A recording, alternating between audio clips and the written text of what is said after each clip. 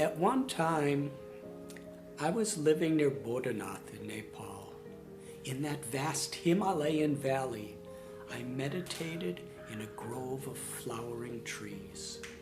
Suddenly, stomping footsteps shook me out of my dreamy state and drew my attention to an enormous European tourist marching through the field carrying a large bag of groceries.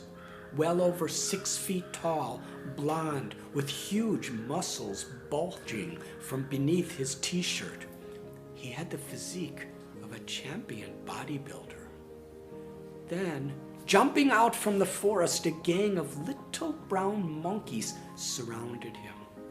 Although each monkey was only a fraction of his size, they knew how to find his weakest point and attack. They snarled and bared their teeth, threatening him with intimidating gestures. While holding the groceries in one of his massive arms, he hoisted a large rock in the other, and whooping like a warrior, he threatened to pulverize the little bandits.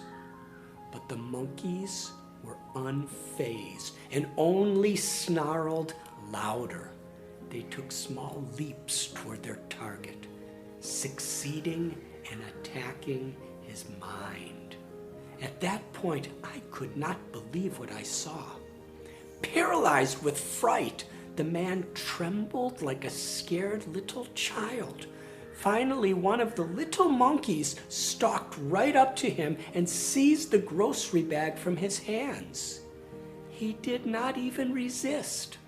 While the monkeys clustered around the bag to devour the groceries, they paid him no heed. Reduced to a bundle of nerves, he quietly slipped away. Seconds later, a skinny little Nepalese boy of about 8 years old appeared on the scene. The gang of monkeys had just begun feasting on their booty, but stirred with apprehension upon seeing the tiny boy. The child skipped toward them with a small stone in his hand.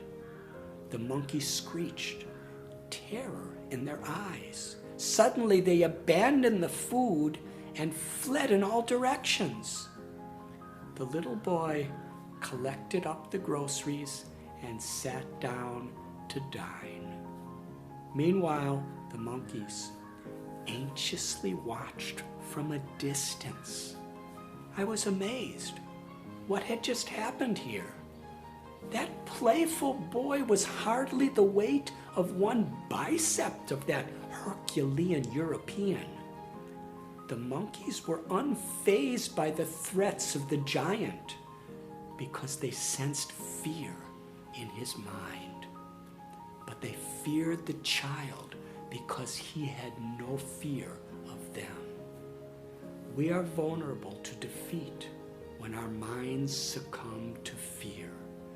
The foreigner was unfamiliar with monkeys, but the Nepalese child had lived around monkeys all his life. So we fear what we do not know. To conquer fear, we need to purify our minds through realized knowledge.